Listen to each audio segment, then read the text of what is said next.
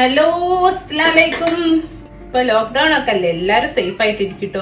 പണ്ട് കാലത്തൊക്കെ ചെയ്യുന്ന ഒരു ഡിഷാണ്. എനിക്കൊക്കെ ഓർമ്മ എന്ന് പറഞ്ഞാൽ ചെറിയതായത് സ്കൂളിലൊക്കെ പോകുന്ന ആ ഒരു സമയത്ത് ഉമ്മ ഉണ്ടാക്കി തരുകയും നല്ല ടേസ്റ്റാ. തൂമിച്ച മുട്ടച്ചോറ്. തൂമിച്ച മുട്ടയും കൂടി ചേർക്കുമ്പോൾ തൂമിച്ച മുട്ടച്ചോറ്. തൂമിച്ച മീൻസ് വറവിട്ട ചോറ്. അപ്പൊ നമുക്ക് നോക്കാം, കുട്ടിയൊക്കെ നമ്മൾ ഇപ്പൊ ഉള്ള കുട്ടിയൊക്കൊന്നും ഇതിനെ കുറിച്ചിട്ടൊന്നും അറിയണ്ടാവില്ല. അപ്പൊ അവർക്കും ഇതറിയാൻ വേണ്ടിയിട്ട് അവർക്കും ഉണ്ടാക്കിയൊക്കെ ഇവിടെ കുട്ടികൾക്കൊക്കെ ഉണ്ടാക്കി കൊടുത്താൽ നല്ല ഇഷ്ടമാണ്. നമ്മളടുത്ത് ചിലപ്പോൾ ചില കറികളൊന്നും അവർ കഴിക്കില്ലല്ലോ. ആ ഒരു സമയത്തൊക്കെ പെട്ടെന്ന് കുറച്ച് ചോറെടുത്ത് ഇതുപോലെ ചെയ്തു കൊടുത്താൽ അവർക്ക് എന്തായാലും ഇഷ്ടപ്പെടും. പിന്നെ അല്ലാത്തപ്പോൾ കറി ഉണ്ടാക്കാൻ നമുക്ക് ചിലപ്പോൾ വയ്യാതൊക്കെ ഇരിക്കുമ്പോൾ ചോറ് മാത്രം ഉണ്ടാക്കിയിട്ട് ഇങ്ങനെ ചെയ്താലും മതി.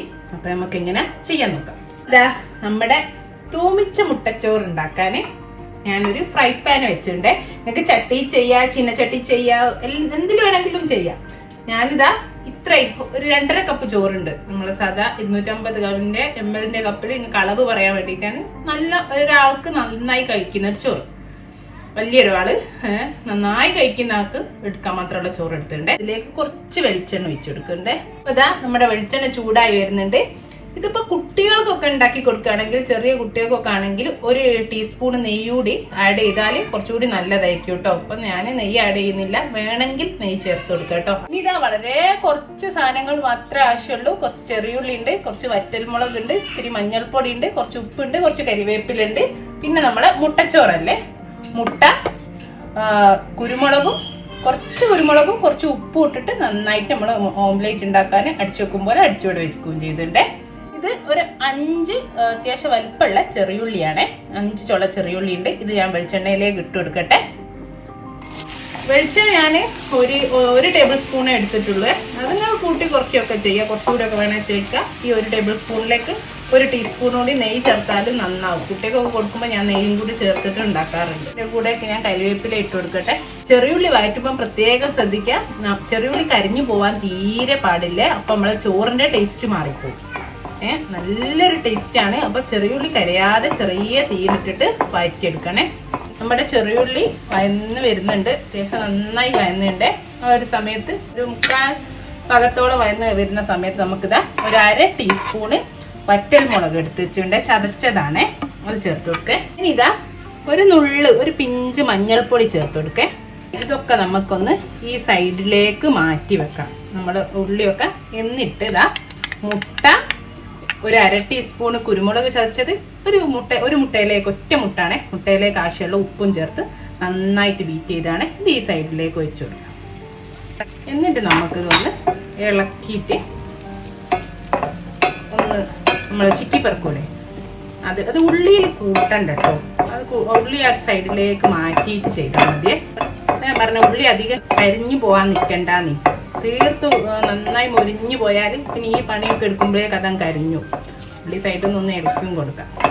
കണ്ടോ, മുട്ട മാത്രം ഈ ഭാഗത്ത് നായുണ്ട്. ഇനി നമുക്കിത് ഉള്ളിയും മുട്ടയും എല്ലാം കൂടി യോജിപ്പിക്കാം.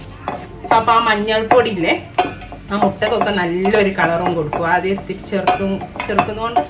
പിന്നെ നിങ്ങൾക്ക് വേണമെങ്കിൽ ഇട്ടോ, ഇത് ഒറിജിനൽ പഴയ റെസിപ്പിയിലൊന്നും ഈ ചേർക്കുന്നില്ല. അതുകൊണ്ട് ഞാനിപ്പോ ചേർക്കുന്നില്ല. ഞാൻ അങ്ങനെയും ചെയ്യാറുണ്ട്. നമ്മളെ കയ്യിൽ ക്യാപ്സിക്കം ഒക്കെ ഉണ്ടാവില്ലേ, പല കളറ്. അപ്പൊ ചോറില് കുട്ടികളൊക്കെ ഇട്ടാ പെട്ടെന്ന് കഴിച്ചോളൂ. അതൊക്കെ കഴിക്കുകയും ചെയ്യും. ക്യാപ്സിക്കം ഒക്കെ ഉണ്ടെങ്കിൽ കൂടെ ചേർത്ത് കൊടുക്കട്ടോ. ഉള്ളി വഴറ്റുമ്പോൾ തന്നെ ക്യാപ്സിക്കവും വേണമെങ്കിൽ ചേർത്ത് കൊടുക്കാം. പക്ഷെ ഇതിന്റെ ഒറിജിനൽ റെസിപ്പിയിൽ ക്യാപ്സിക്കം ഒന്നും ചേർക്കുന്നില്ല. അതുകൊണ്ട് ഞാനിപ്പം ക്യാപ്സിക്കം ചേർക്കുന്നില്ല കേട്ടോ. കഴിഞ്ഞു, ഇത്രേ ഉള്ളൂ. കണ്ടോ, മുട്ടയും നമ്മളെ ഉള്ളി പോലെ ചെറുതായിട്ട് കിട്ടിയിട്ടുണ്ട്. ചോറ് 2.5 കപ്പ് ചോറുണ്ട്. ഈ ചോറ് ഇട്ട് കൊടുക്കുന്നു. അതിന്റെ കൂടെ തന്നെ ഇതാ കുറച്ച് ഉപ്പും, ഇതിലേക്ക് ആവശ്യമായ ഒരു 1/2 ടീസ്പൂൺ ഉപ്പ് ഉണ്ടാവും.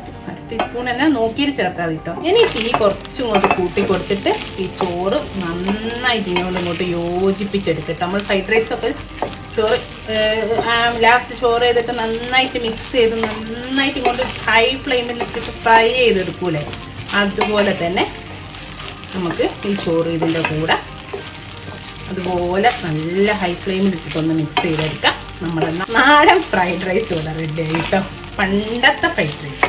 അപ്പം അതാ നമ്മുടെ തൂമിച്ച മുട്ടച്ചോറ് ഇവിടെ റെഡി ആട്ടോ.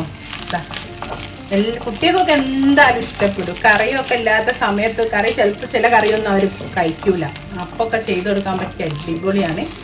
അപ്പോൾ അതാ നമുക്കൊരു പാത്രത്തിലേക്ക് ഇത് വിളമ്പ കണ്ടോ. അപ്പം ഇൻഷാ അല്ലാഹ് നമുക്ക് നല്ലൊരു വീഡിയോ ആയിട്ട് വീണ്ടും കാണാം.